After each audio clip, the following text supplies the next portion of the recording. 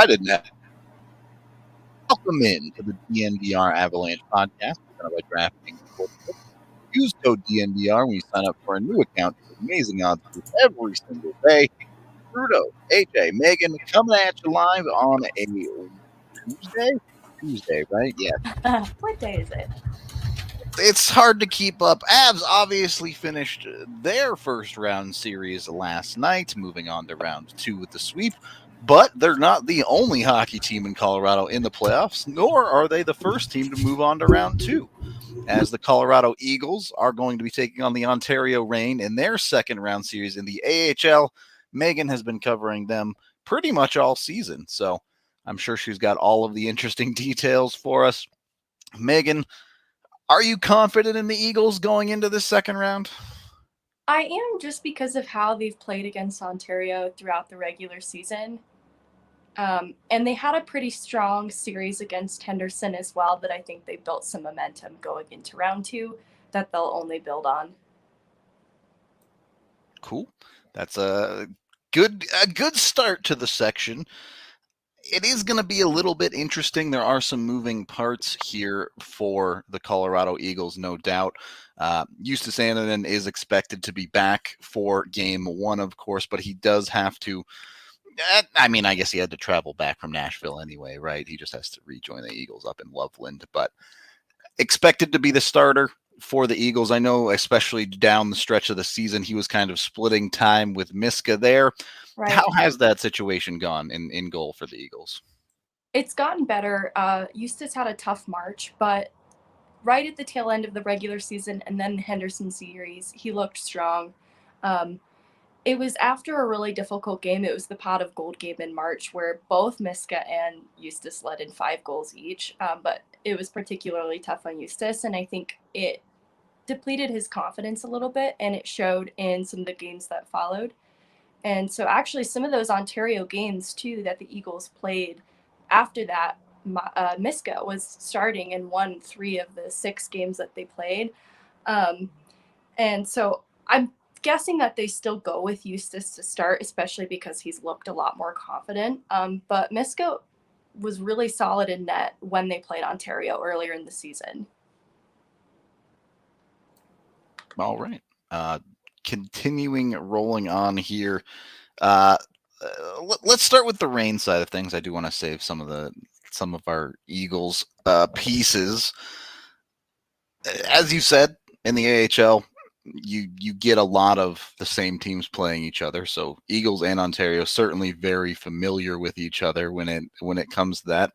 It is an interesting situation, though, because both parent clubs are still in the playoffs. So we don't get to see either of these teams kind of do that thing where they load up all of their paper transacted players. So it should be a pretty straight up AHL versus AHL matchup here. How has the Reign looked against the Eagles throughout the season? Where are they strong? Where are they weak? They're strong in TJ Tynan.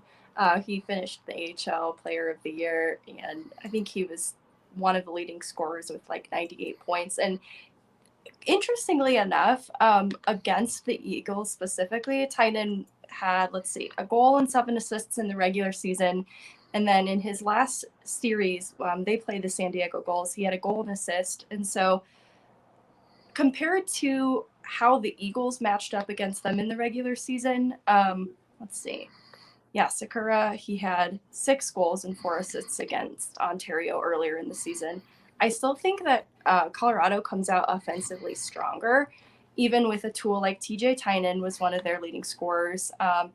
Martin Frk, I included him just because he's probably going to be someone of interest for Ontario when we're watching this series, even if it's just contentious. This was someone that was put on my radar when Bo Byram came back for his conditioning stint, and there was just a little bit of tensions between him. He's been a pretty good goal scorer for them, too. He had a goal and 4 assists against the Eagles in the regular season.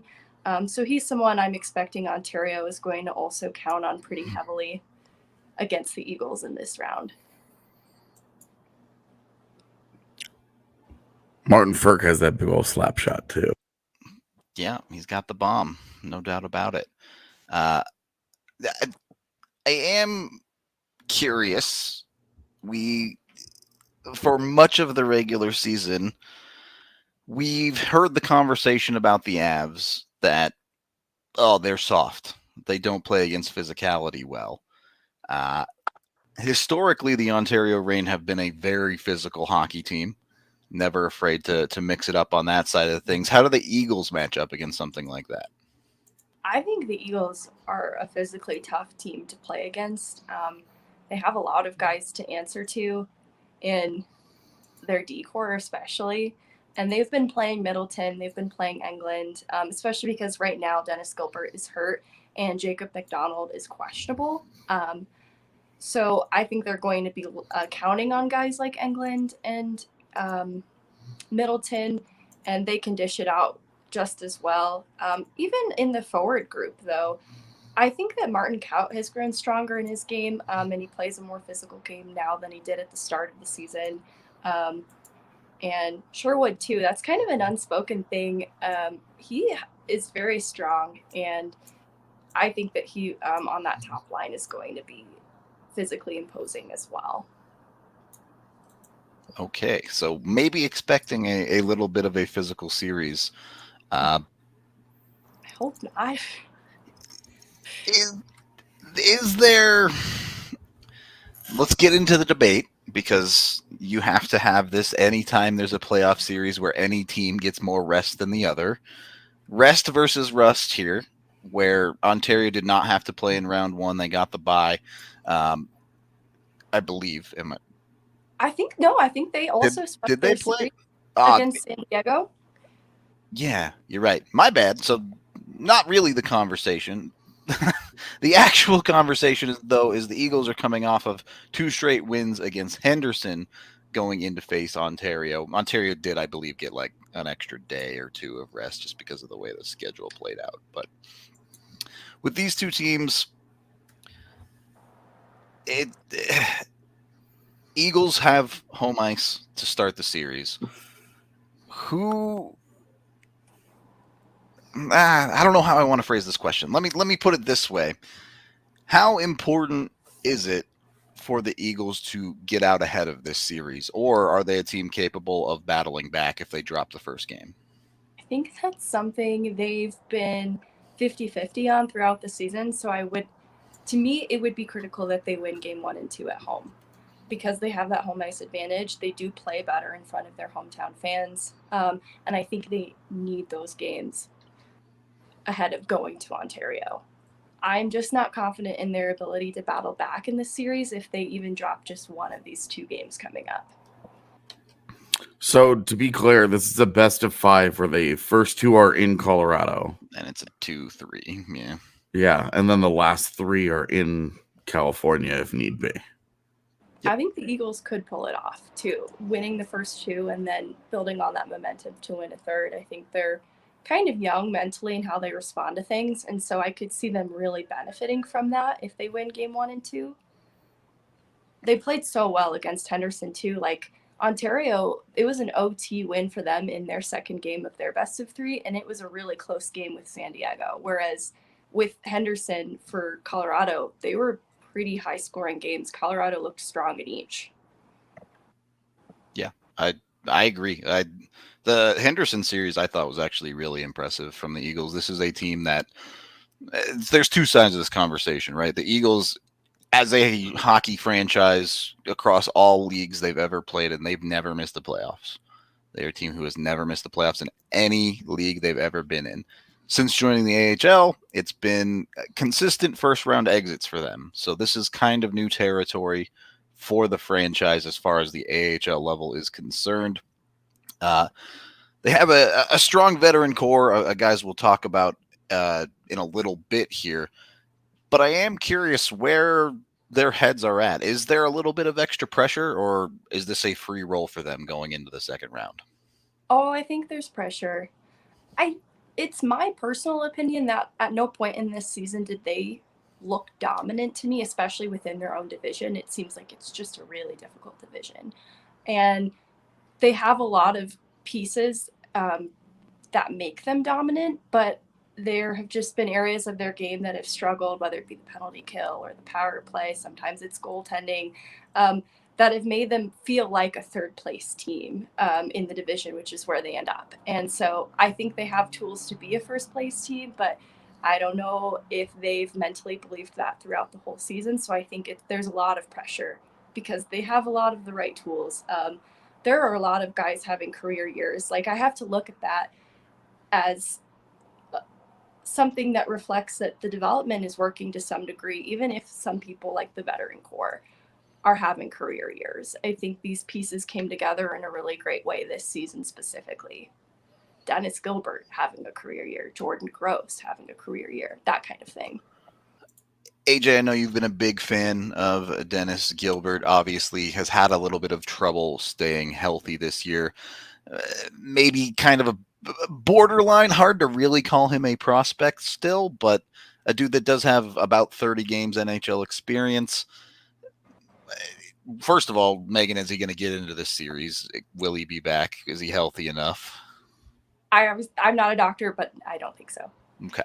His ankle's hurt. Unfortunate there. But you keep on moving down the list. We can kind of start digging into the prospect side of things, however you want to call them. Obviously, the main two on the front end are Martin Kaut and Shane Bowers, who certainly Bowers' season has been a little bit all over the place, but Meghan, you alluded to it. You're starting to see a really quality hockey player, certainly at least at the AHL level, out of Martin Kaut. Yes. So I know he's not your X factor because I've looked ahead and cheated with the graphics a little Somebody bit. cheated.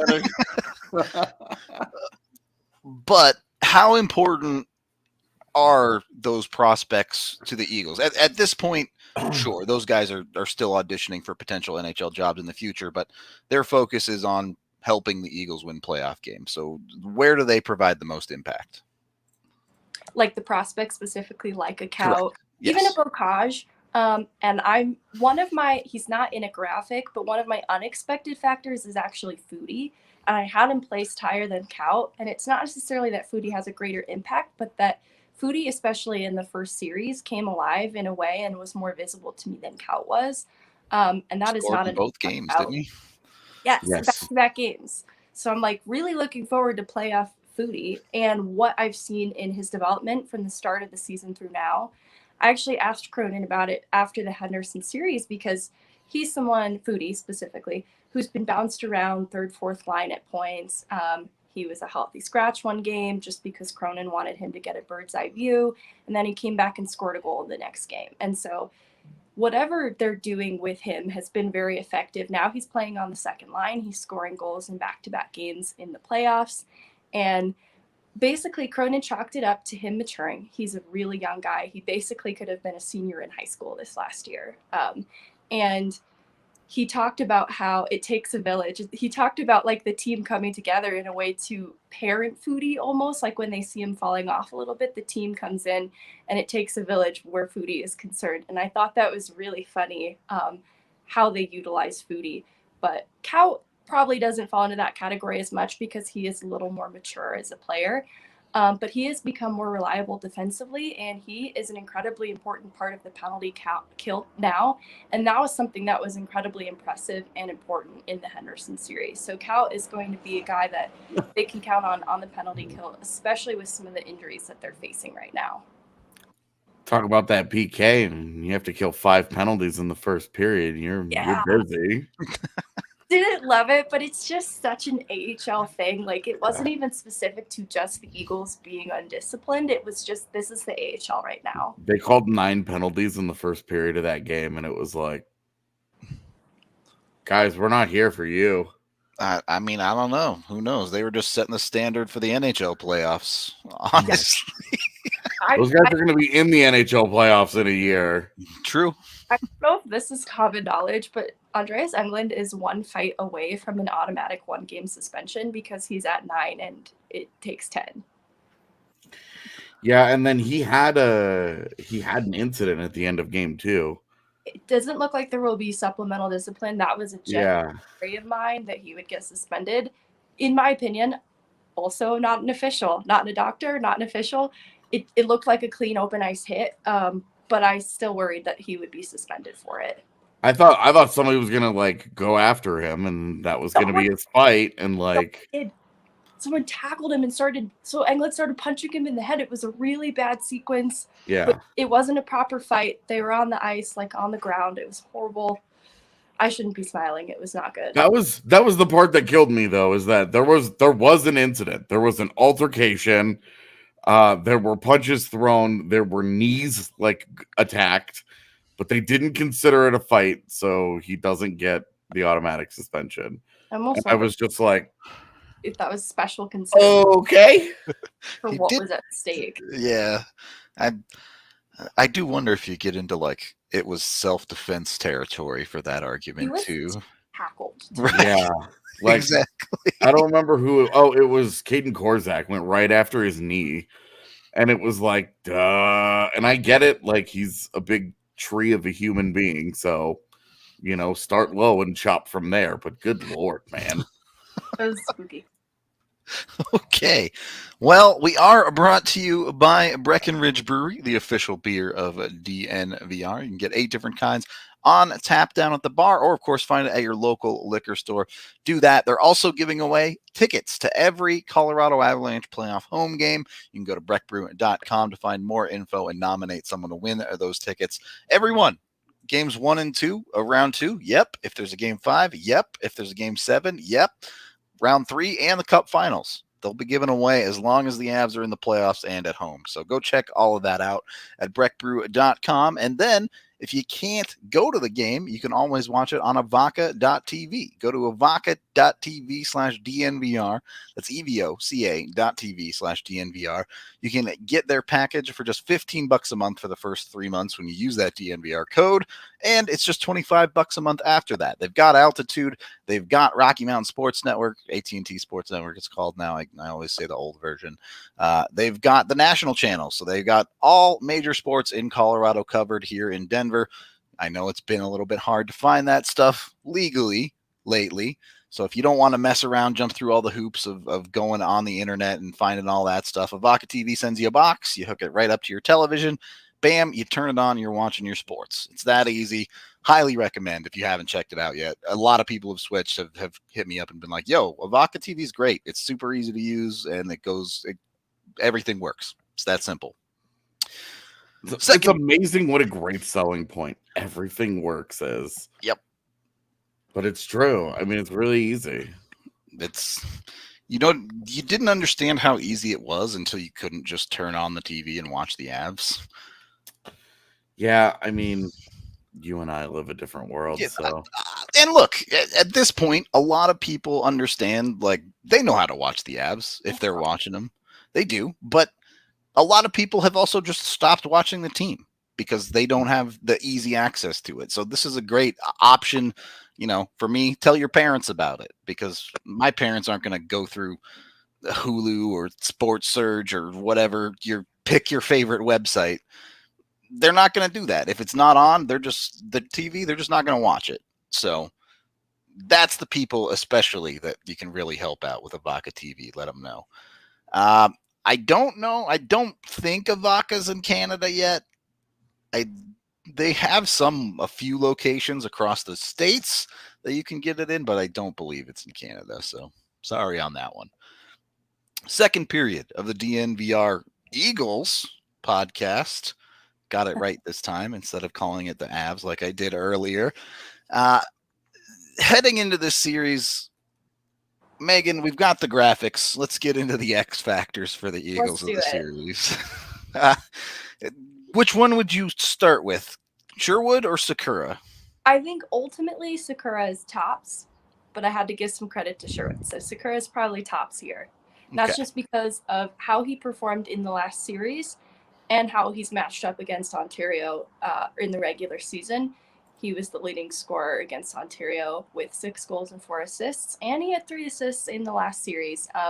Only person who had more points than him last series was Roland McEwen, which I don't think anyone saw coming, but I think he had 3 assists and a goal. He had 4 assists, it looks like. They changed the goal. 4 assists, okay. But yes, and Sikura has been someone who's been this guy kind of all year for the Eagles, right? Ontario has TJ Tynan. The Eagles have Dylan Sikura. Yeah, they both finished, I think, Tynan's top 3, Sikura's 5th, somewhere around there.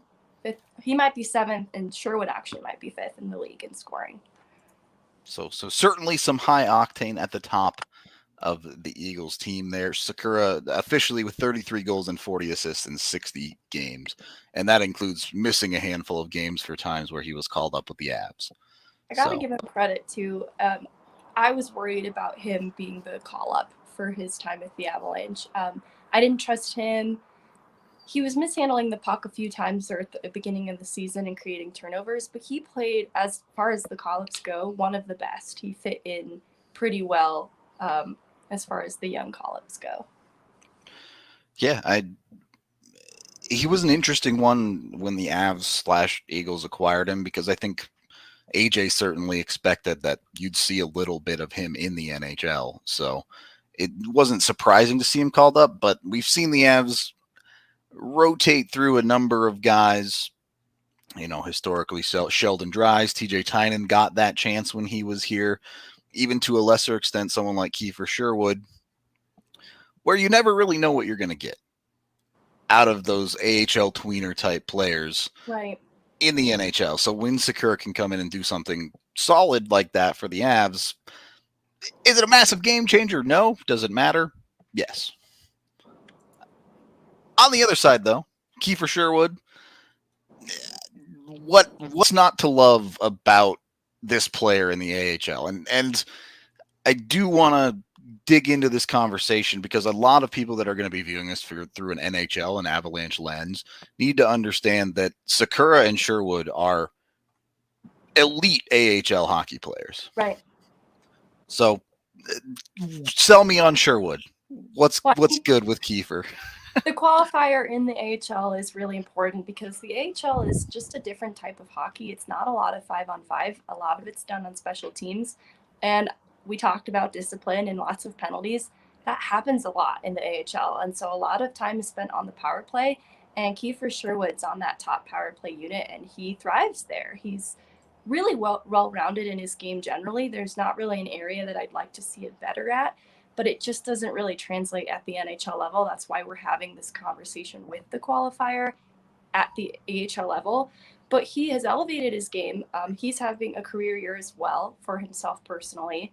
And he's demonstrated some leadership as well. At points when there have been guys out of the lineup, he's worn a letter. And so he just brings so much to the table for the Colorado Eagles that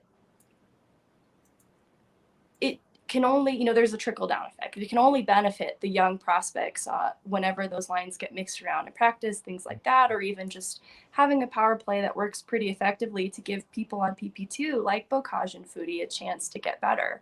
I think that's the benefit of having someone like Sherwood there.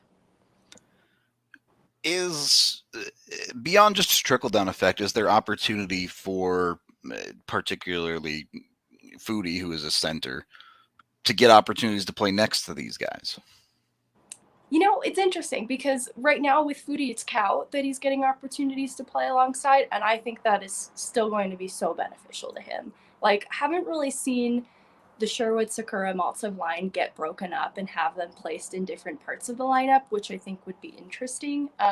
But Cout's been moved a little bit, and I don't think it's a demotion. I think that the first and second line are both just really good. Yeah, to your original point, it's trying to define lines in the AHL can be difficult because of all that special teams time. So you do end up with some weird minutes and things like that at times in the AHL. But I do want to keep it moving down the forwards. I know maybe not your X factor, but AJ has been all about this dude the entire season in Mikhail Maltsev. He's wanted the Avs to bring him back up. It hasn't happened. Has he at least shown out in the AHL? Oh, absolutely. I love Maltsev. I think he wins a lot of faceoffs. I'm a big advocate of that. I think it helps so much throughout the game. And a lot of his points are through assists. He distributes the puck really well, and he has become more reliable defensively too. He got bumped down to PP2, but it just had something to do with his shot. It wasn't anything of a demotion for him. And I really liked what I've seen of him too, because he used to be a little shyer to play the body and enter those board battles, but I've seen him doing it a lot more. And not checking out at the ends of shifts. That was something I saw him and Kaut doing at the beginning of the season, but they're both showing up in every way. And Maltsev is one that I'd love to see called up again too. Well, I think with a guy like Maltsev and to a similar extent, a guy like Kaut, when you talk about like how good they are, their skills aren't really what's held them back in the NHL. It's been a lot more of understanding the engagement, the shift by shift. You've got to be committed to what you're doing. You have to understand that there are no shifts off. You don't get, these guys aren't going to be high-end NHL players. They don't get 24 shifts to go out there and work their way into a game. They've got to be engaged from the jump. And that's where I think you've seen both Maltsev and Kaut take steps forward this year, is that they've started to figure it out a lot more, that there's a certain level of accountability that the Avalanche are looking for. There's a certain level of just engagement every single time you get on the ice. You've got to be able to bring that, and not just have really quiet stretches of games where you go, you play 8 minutes and nobody notices you out there. And I think it's especially true for Maltsev that's gotten better as the year has gone on. Now, playing in between two guys who end up in the top 10 in the AHL in scoring is going to help, but he's also helped that line work. Like, he has tied a bow on that line. They couldn't have dropped just any old center down there and said, like, they couldn't have put Robert Hamilton there and been like, okay, this line still works. So it's a credit to Maltsev that he has made that work, and he's had a great year. He's been great this year. I want to give him credit from the first call-up opportunity in the season to the second, the improvement he showed in each. I think that you talked about engagement, and that's something that Cronin at the beginning of the season said was an area of his game to improve on, was energy and showing up with the same energy shift by shift. And I do think that he has shown up more consistently, as engaged as ever. And I think, too, he learned a lot from the first call-up experience into the next and was able to make more of his opportunity in the second call-up, even though he didn't actually get a point. He came very close to it. And I think that's something that separates him from Kaut a little bit, is I don't know if Kaut, in his also limited role during call-up opportunities, was able to make himself visible. And I think Maltsev was beginning to learn that a little bit better. All right. I do want to get into the defenseman as well, but first, we are brought to you by DraftKings Sportsbook. You can use code DNVR when you sign up for a new account. Bet $5 on any NBA playoff game and get $150 in free bets. So jump on that when you get $150. If you are an Eagles fan, yes, you absolutely can bet on the AHL playoffs when it comes to DraftKings Sportsbook. Meghan, I can't imagine you prepared any bets, but who would you bet? What would you bet on? Eagles in 5? Think about it. Yeah, that's probably fair. Eagles in 5. All right. AJ wanted Eagles in 4 down there. He's feeling confident. I wanted it, but that feels cocky. If you're feeling cocky, you can do that on DraftKings. You can take the Eagles in 3 if you're really feeling it. Go over there. I'm not saying you're going to win money on that bet, though. Be smart with your betting. You can bet on anything in the AHL, of course, NHL bets. Of course, we'll make up a sport, and within a couple of weeks, it'll probably be on DraftKings for you to bet on. So jump over there. Go find something interesting to bet on. I couldn't sleep the other night. Throw on some darts. Make a couple bucks. It's that easy with DraftKings. So have some fun with it. Must be 21 or older. Colorado only. Other terms, restrictions, conditions apply. See DraftKings.com/sportsbook for details. Of course, if you have a gambling problem, call 1-800-522-4700. And We're also brought to you by Lightshade, 11 different locations in the Denver metro area now to cover all of your THC and CBD needs. You can order online at lightshade.com and get 25% off when you use code DNVR there. That's buy an ounce, get a quad free, y'all. Jump on it. Go get that opportunity. You can also get their Ripple products, which is absolutely awesome stuff. You can put it in just about anything. It's just a tasteless dissolvable that you can put in a cup of Gatorade. You won't even notice it. You can put it in your brownies. You won't even taste it. You can put it in pretty much anything, turn it into an edible or a drinkable, goes right into your system, starts acting just like normal THC or CBD, depending on whichever kind you get, whatever you're looking for. They even have rip sticks. If you need some fast acting stuff, you can just pour it right on your tongue. Starts working in 10 minutes. So go over to Lightshade, check out all of their awesome products today. Again, 11 different locations in the Denver metro area. Third period of the DNVR Avalanche podcast presented by DraftKings Sportsbook. You talked about Rowan McEwen a little bit, the surprise step up in round one for the Eagles, but we would be remiss without mentioning Jordan Gross, the AHL Defenseman of the Year. Kind of a big deal for the Eagles. Like 12th in the league in scoring too. Like, he was incredible this year. He really was. A couple of us in the media talked to him after the Henderson series, and it was I don't want to say strange in a critical way. It was one of the strangest interviews because he just didn't seem that excited.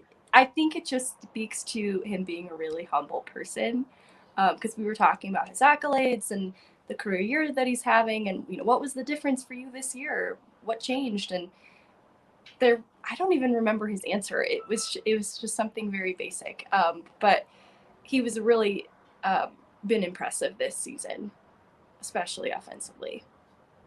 It is interesting when you do interview some of those guys that are extremely focused and in a year like that, they are often, they're looking at the next thing. He's got a round 2 series to go get ready for.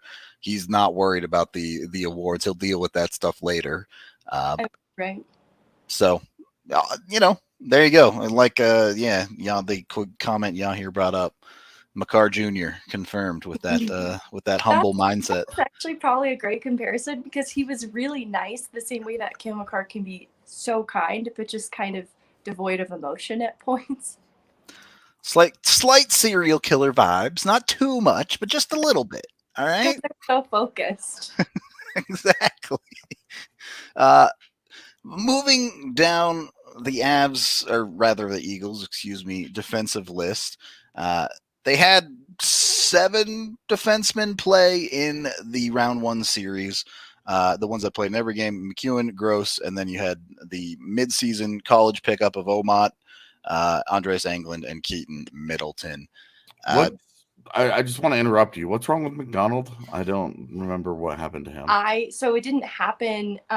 Well, it happened in game 1 apparently, but I didn't know what it was. Just that he wasn't available for game 2, and I asked if he would be available for the second round, and Cronin just didn't know. So I'm not sure what the issue is. Not great. He could show up game 1, top pair minutes. I don't know. Certainly would be a boon to the Eagles, you would think, if he is. That would be playing. Really with Meghan too. I think Meghan will be there just with the face shield. That's my guess, though. Something you could potentially play through there at least. Yeah. Would be nice for them to have their captain. Right. It kind of sounded like he might require some cosmetic type surgery. Get the extra thick face shield so nothing can get through there. Maybe. Yeah. But continuing through the defense here, obviously mid-season trade of Justin Barron, which I know broke everyone's heart, but the Eagles have been using kind of a pretty stretched out cast of a bunch of different guys on defense this year.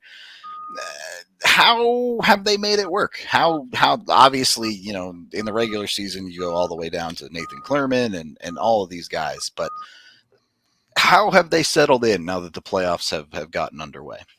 Kind of weird timing because the way that they settled in just before some of these injuries was by counting on Jacob McDonald and by counting on Dennis Gilbert. They've kind of been a huge part of this. Roland McEwen has actually been solid too throughout the season, but just about all of this year, Middleton and Englund, you could count on one of those two being scratched because everybody else was healthy. Kind of similar with Rob Hamilton, who I've really liked, but he's also usually the odd guy out with a fully healthy lineup. It's interesting to see that why Amit is getting the looks that he is right now, but I think it's kind of out of necessity. So I would actually point to the decor, the way it's structured right now, out of desperation a little bit, but it's not working badly. Like, it's working for the Eagles at least. And a lot of that's Jordan Gross. Just the Eagles generally keeping the puck out of their own end and not making the decor fight for their lives. But the other part of it has been Roland McEwen stepping up. And I've always really liked Rob Hamilton. I think he's very reliable, and they have him on the top pair. So I think that has helped keep them afloat. All right. With the forward side, you've talked about, there's a lot of opportunities for a guy like a Foudy, a guy like a Kaut, where they're learning and it's almost like a team effort to help those guys take the next steps in their career.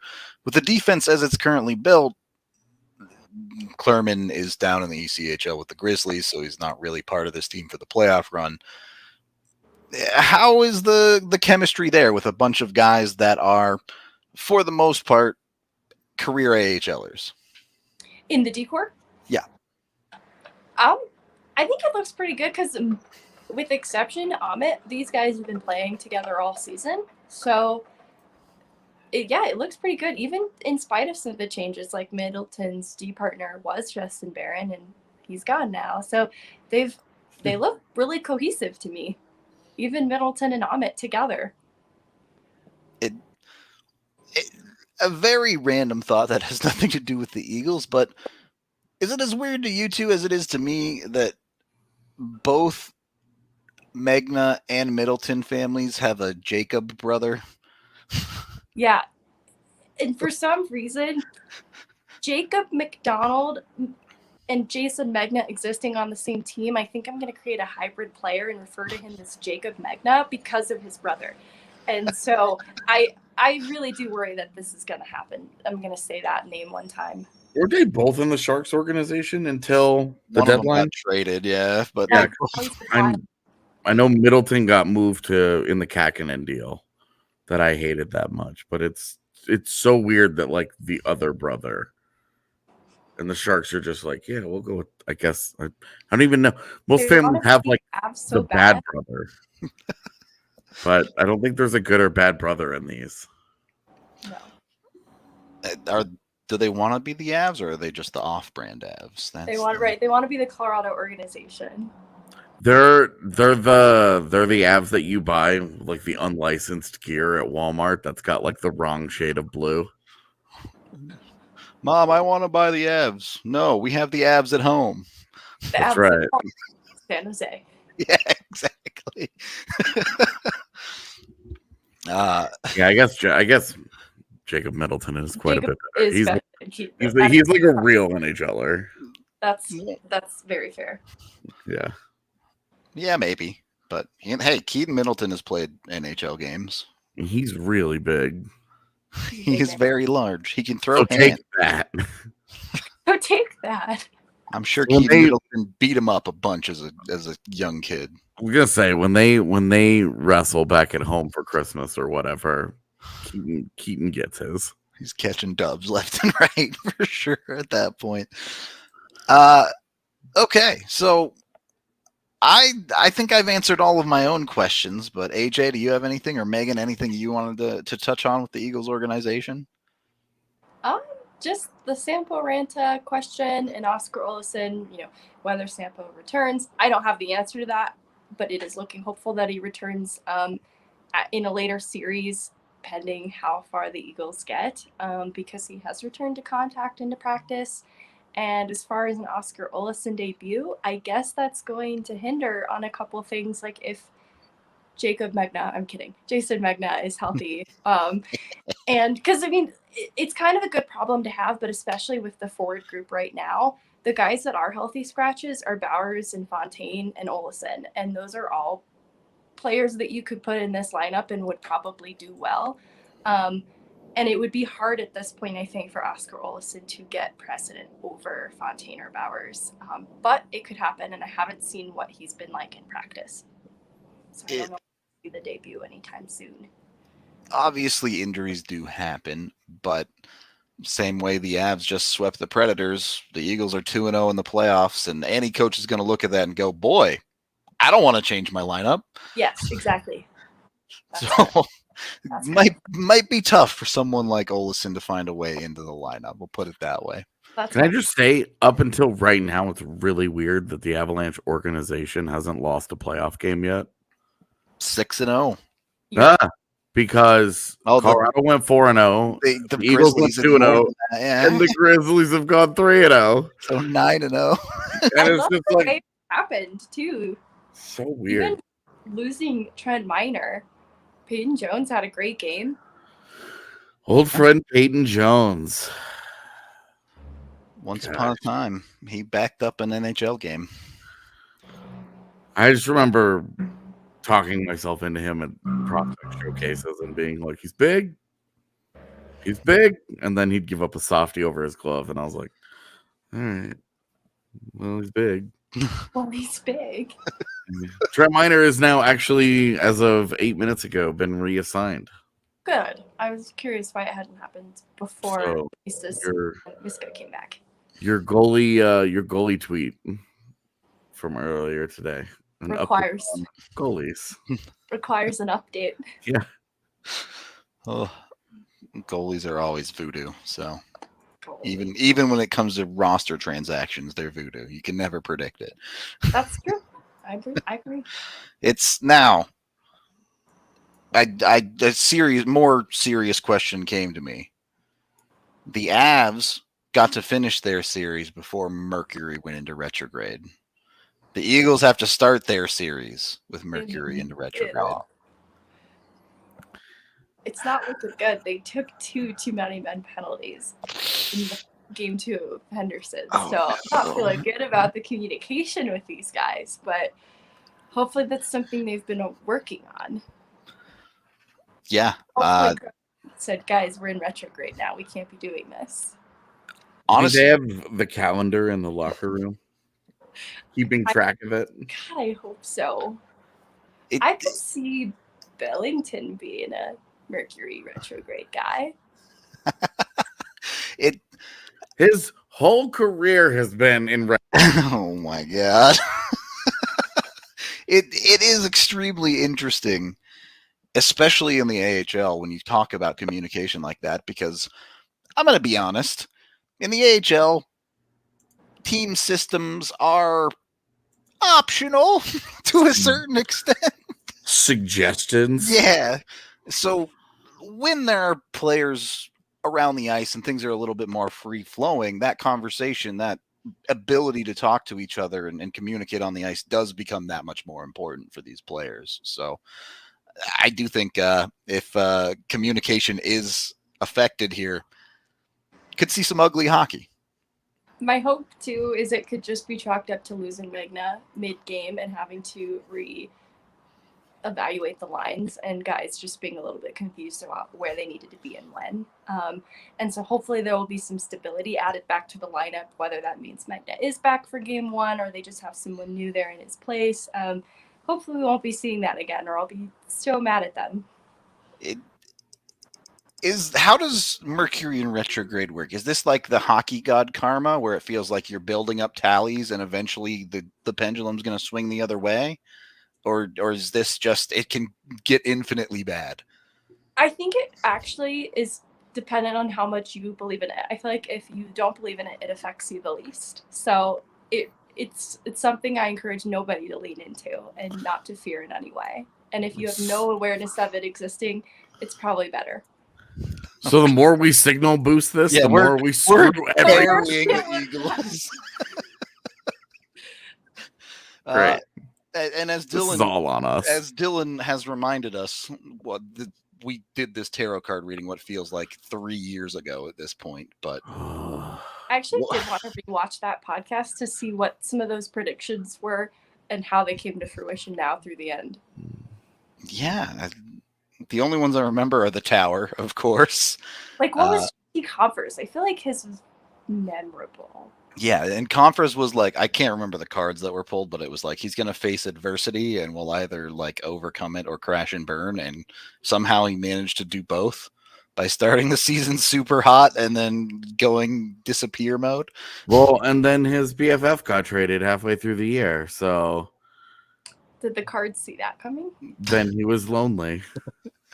Did we? I can't even remember if we did Jost on the show or not. I think you did. I don't Okay. remember either. I just remember, will they win the Stanley Cup? And she pulled the tower and then the cups. And it was like, oh, but it's sideways. So there's a blockage. And it was like, yeah, I would say so. It's called the fucking second round. And I just don't, yeah. And You broke your mic. AJ's mic is in retrograde. Oh my gosh, technology issues. Communication. oh my God. It's happening. I'm going back to bed. Actually, I have this whole article that I'm writing about how the Avs stomped out the Predators. That's awesome. Yeah, so make sure you go check that out. You can get a DNVR Avalanche and Eagles membership right now over on the DNVR.com. Yeah. There should be, in theory, a Sean Barron's piece one of these days. There is a Sean Barron's. We just sort of forgot about it because we've been really busy. That forgettable guy. The playoffs did kind of start happening, and things went a little haywire. I began transcribing it last night at the bar. So I'm gonna work on Barron's. There you go. Maddie doesn't know how the blocks work or how the blockages work with the cards. Laxative's not going to fix that, my man. It's just going to change your day in a really bad way. The laxative might become the blockage at that point. I That think. could be a problem. So anyway, yeah, the DNVR Avalanche content, we have absolute gobs of it here on YouTube and on the site. If you get an annual membership, of course, you get a free shirt. I think there's still a couple Naj shirts left, but Nope. they're gone. Yep. The second run, when when that gets back in, and it's a free for all. But Well, the first run is finished. You'll have to settle for the dope Howler shirt from Breck Brew Those are instead. really cool.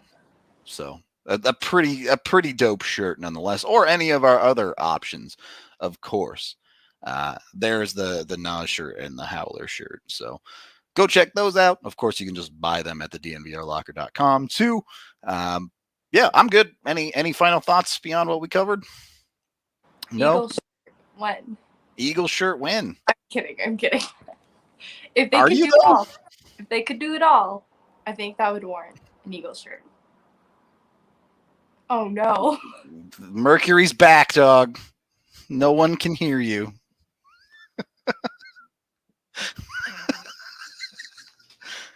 Is Yahir muting it? Is he messing with us? No, I hope so. Oh, No sense. I'm not doing anything.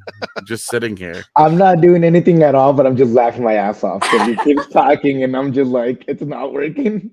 don't lie. We know your nickname is Mercury. He's so good. He's doing it. That was definitely him. That one was definitely him. Anyway, we're going to get out of here. We appreciate all y'all watching along. Be sure to like and subscribe here on YouTube. That helps us out, of course, especially if you like Eagles content. We know there's a good number of you that have been asking us to put more stuff like this on the podcast. So we're going to do our best to bring it to you. Obviously, Meghan doing all the hard work on these ones. So shout out Meghan. Go read her Barron's piece whenever it comes out. We're out of here, and we will be back tomorrow probably to talk NHL playoffs and where all these ridiculous series stand.